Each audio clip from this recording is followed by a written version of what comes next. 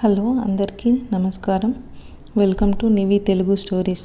ఈరోజు కథ ప్రియసఖి పార్ట్ 12. ఇక ఈరోజు కథలోకి వెళ్తే ఎంతలా అంటే మళ్ళీ జీవితంలోకి తను ఎవరికి చోటు ఇవ్వకూడదు అనుకునే అంత. ఇది అంతా తెలియని ఆకాష్ తన పాటికి తాను చెప్పుకుంటూ వెళ్తున్నాడు. నీలిమ మాత్రం ఈ లోకంలో లేదు. ఈ క్షణం చచ్చిపోతే బాగుండు అనిపిస్తుంది. తన బాధ ఎవరికి చెప్పాలి, ఎవరికి చెబుతుంది? తను ప్రేమించిన మనిషే తనని బాధ పెడుతున్నాడు. ఇంకా తను ఎవరికి చెప్పుకోగలదు? తన ప్రేమ ప్రేమించిన మనిషికి చేరకముందే సమాధి అయిపోయింది. తన భర్త తప్పు చేయడు అని నమ్మింది. ఎందుకంటే భర్త కన్నా ముందు ప్రియుడు కనుక. కానీ ఎవరు మాత్రం సహించగలరు తన భర్త ప్రేమ తనకు దక్కదు అని తెలిసాక? ఇప్పుడు తను రెండు విషయాలలో భయంగా ఉంది. మొదటిది, తను విన్న మాటలే నిజమయ్యాయి అని.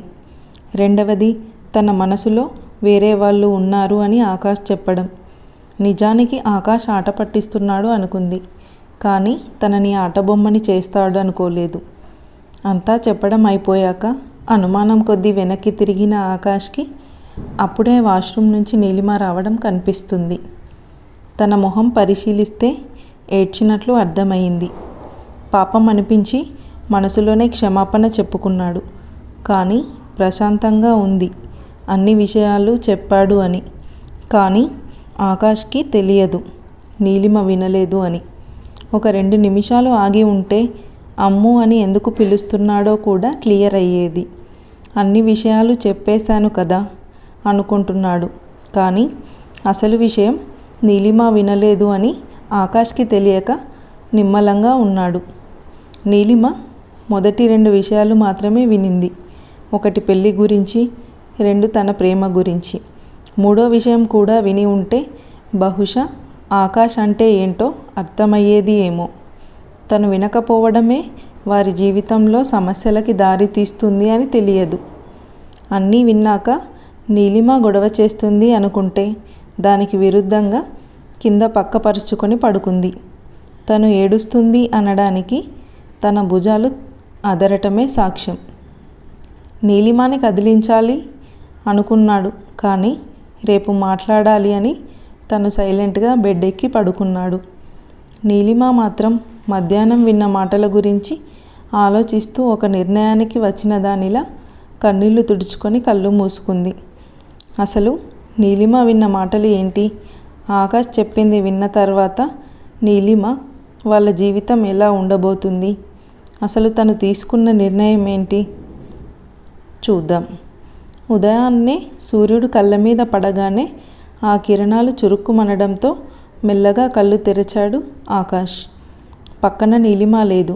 అదేంటి అని రూమ్ అంతటా పరిశీలించాడు. అప్పుడు గుర్తుకు వచ్చింది నిన్న వాళ్ళకి ఫస్ట్ నైట్ అని. హో షెట్, ఈ తింగర్ది ఎక్కడికి వెళ్ళిపోయింది?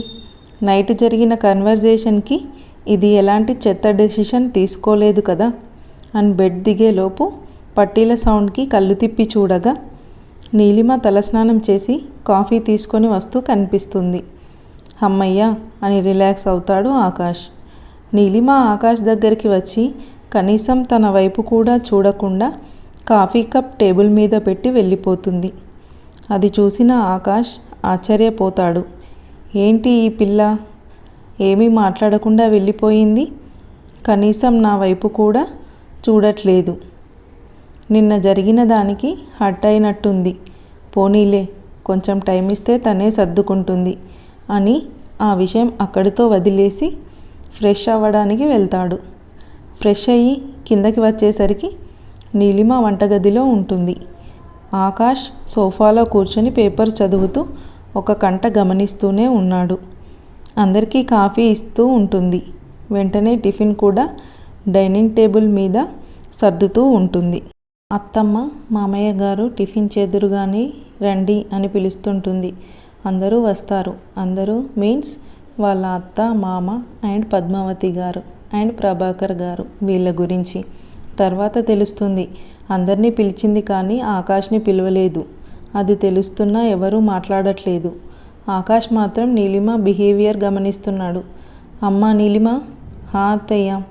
ఆకాష్ని కూడా పిలువమ్మా, ఆయన్ని ప్రత్యేకించి పిలవాలి అత్తమ్మ వినిపించే ఉంటుంది కదా అని ఆకాష్ని చూస్తూ అంటుంది. బాబుగారు కూడా చూస్తున్నారు కానీ ఏం మాట్లాడలేదు. అదేంటి పిలవకపోతే ఏం బాగుంటుంది చెప్పు అని అనేలోపు ఆకాష్ చైర్లో కూర్చుంటాడు. వాడు వచ్చాడు, వడ్డించమ్మా. రంగయ్య, అమ్మగారు, మీ సార్కి వడ్డించు, నేను వీళ్ళకు వడ్డిస్తాను. అది అమ్మగారండి, నాకు వేరే పని ఉంది అండి, నాకు వీలు కాదు, మా ఆవిడ కూడా బయటకు వెళ్ళింది, దాన్ని తేవడానికి వెళ్ళాలి, ఏమీ అనుకోవద్దు అని వెళ్ళిపోతాడు. నీలిమ ప్రవర్తన అక్కడ ఉన్న అందరినీ ఆశ్చర్యంగా అర్థం కాకుండా ఉంటే ఆకాష్కి మాత్రం సైడ్ స్మైల్ వస్తుంది. ఆ స్మైల్ చూసిన నీలిమకి కంగారుగా ఉంది ఏం చేస్తాడో అని. ఈలోపు ఇదిగో అమ్మాయి, కొంచెం చట్నీ తీసుకురా అని పద్మావతి గారు చెప్పగా ఆ విషయం మర్చిపోయి అటుగా వెళ్తుంటే ఆకాష్ కాళ్ళు అడ్డు పెట్టడంతో స్లిప్ అయ్యి బాబు ఒడిలో పడుతుంది. బాబు మాత్రం ఏం తెలియనట్లు, ఏంటి మేడం, మార్నింగ్ నుంచి మౌనవ్రతం చేస్తూ ఇప్పుడేంటి ఇలా ఒడిలోకి వచ్చి పడ్డావు? నీకు అంతగా నా దగ్గరగా కూర్చోవాలి అని ఉంటే రూమ్కి వెళ్ళే వాళ్ళం కదా, ఇలా అందరి ముందు ఏంటి బేబీ అని కళ్ళు ఎగురవేయగా ఒక్కసారిగా ఉలిక్కిపడి లేవాలి అని చూస్తుంటే వదలకుండా పట్టుకొని, ఏంటి ఇంకా ఇలాగే కూర్చున్నావు, నాకు కాళ్ళు నొప్పులుగా ఉన్నాయి, లెగువు అంటుంటే నీలిమకి ఒళ్ళు మండుతుంది. ఏమీ మాట్లాడకుండా ఆకాష్ నుంచి లేచి వెళ్ళి చట్నీ తీసుకుందాము అని ముందుకు వంగగానే బాబుగారు పాపగారి నడుము మీద గిల్లాడు. కోపంతో వెంటనే పాప పెట్టిన కేకకి ఇంట్లో వాళ్ళు ఉలిక్కి పడ్డారు. ఏంటా అరుపులు అని పద్మావతి అనగానే, నువ్వు ఉండు పద్దు, అసలు ఏమైంది, ఎందుకు అరిచావు అని అడిగారు రాజీగారు. ఒక ఎర్ర గండు చీమ కుట్టింది అత్తయ్య అని కోపంగా ఆకాష్ని చూస్తూ చెప్పింది. అప్పుడు బాబు అల్లరిగా కన్ను కొట్టడంతో పాపం పళ్ళు నూరింది. సరే కానీ వడ్డించింది చాలు, నువ్వు కూడా కూర్చో. అది కాదత్తయ్య, ఏమీ మాట్లాడకుండా చెప్పింది చెయ్యి. ఆ మాట విన్న ఆకాష్ నీలిమ తన పక్కనే కూర్చుంటుంది అనుకున్నాడు. అందుకోసం ఎదురు చూస్తున్నాడు. ఇంతలో తన పక్కన ఎవరో కూర్చున్నట్లు తెలియడంతో నీలిమానే అనుకొని స్మైలింగ్ ఫేస్తో చూసిన ఆకాష్కి ప్రగతి కనిపించి కళ్ళకి ఆపోజిట్గా ఉన్న నీలిమాని చూశాడు. తను మాత్రం వాళ్ళ మామయ్య గారి పక్కన కూర్చొని తింటుంది. అయినా బాబుగారు ఏ ఎక్స్ప్రెషన్స్ కనిపించకపోవడంతో సైలెంట్గా తింటున్న నీలిమ ఒక్కసారిగా బిగుసుకుపోయింది. ఎందుకంటే ఆకాష్ బాబు కాలు నీలిమాని గోకుతుంది. వెంటనే ఆకాష్ వైపు కోపంగా చూస్తుంటే కన్ను కొట్టాడు. అతను చేసిన పనికి బుగ్గలు ఎర్రపడుతుంటే తనని తాను తిట్టుకొని నార్మల్ అవ్వాలి అనుకుంది. కానీ అప్పటికే బాబుగారు చూసేశారు. తలదించుకొని తింటూ ఉంది. రాత్రి జరిగింది గుర్తుకు రావడంతో అక్కడి నుంచి లేచి వెళ్ళిపోయింది. నీలిమ అలా చేస్తుంది అని ఆకాష్ అనుకోలేదు. సడన్గా ఏమైందో అర్థం కాలేదు. ఏం జరిగిందో ఒకసారి రీక్యాప్ చేసుకున్నాడు ఆకాష్. అర్థమైంది. నైట్ జరిగింది గుర్తుకు రావటం వల్ల తను ఎంతగా మనసుకు తీసుకుందో తెలిసి తను కూడా ప్లేట్లో చేయి కడిగి వెళ్ళిపోయాడు. నీలిమ తన గదికి వెళ్ళి బాల్కనీలో నించొని నైట్ మాటలన్నీ గుర్తు తెచ్చుకుంటుంది. తనలో బాధ తన్నుకు వస్తుంది కానీ ఏడుపు రావట్లేదు. ఏమీ తోచని స్థితిలో ఉంది. అప్పుడే ఆకాష్ లోపలికి రావటం, నీలిమ వెనక్కి తిరగడం అన్నీ జరిగిపోయాయి. ఇద్దరూ ఒక క్షణం కళ్ళల్లో కళ్ళు పెట్టి చూసుకొని చూపు తిప్పుకుంటారు. నీలిమ ఆకాష్ పిలుపుకి ఆగి మళ్ళీ వెళ్ళిపోవడానికి వెనుతిరగగా ఆకాష్ నీలిమ చేయి పట్టుకుంటాడు. నీలిమ తిరగలేదు కానీ చేయి తీసుకోవడం కోసం చూస్తూ ఉంటే ఆకాష్ పట్టు ఇంకా బిగుసుకుంది. తనతో మాట్లాడి కన్విన్స్ చేద్దామని వచ్చిన ఆకాష్కి తెలియదు కదా తన మనసులో ఇప్పుడు అతడు లేడు అని. అయినా తనతో కలిసి ఉండటం నీలిమకి ఇష్టం లేదు. అది అతనికి చెప్పలేక తనతో ఉండలేక చాలా ఇబ్బంది పడుతుంది. అటు ఆకాష్ వదలలేదు, నీలిమ వెనుతిరగలేదు. చూసి చూసి చేయి అయితే వదిలాడు కానీ నీలిమ వెళ్ళకుండా డోర్ లాక్ చేశాడు. వెళ్ళిపోదామని డోర్ ఓపెన్ కోసం చూస్తుంటే అది ఓపెన్ కావట్లేదు. పాప షాక్ అయిపోయింది. అదేంటి, ఇప్పుడే నేను లోపలికి వచ్చాను కదా, నేను కాకుండా ఎవరికి లాక్ చేసి ఉంటారు అని అది పట్టుకొని లాగడానికి చూస్తూ ఉంటే ఎంతసేపుకి రావటం లేదు. బాబుగారు మాత్రం విష్ణుమూర్తి ఫోజులో పడుకొని చూస్తూ ఉన్నాడు. ఆకాష్ ఉన్న విషయం కూడా మర్చిపోయి ప్రయత్నం చేస్తుంది పాప. కానీ అది ఓపెన్ అయితే కదా. అది రాదు. ఆ మాటకి వెనుదిరిగి చూస్తుంది. నేనే లాక్ చేశాను, ఎందుకు అని కూడా అడగట్లేదు. మౌనంగా ఉంది. తన మైండ్లో ఇప్పుడు కేవలం అక్కడి నుంచి తప్పించుకోవటం ఎలా అని మాత్రమే ఉంది. నీతో కొంచెం మాట్లాడాలి. మళ్ళీ మౌనం. ఆకాష్ గమనిస్తూనే ఉన్నాడు. తన ఆలోచన ఏంటో తెలియనివాడు కాదు కదా.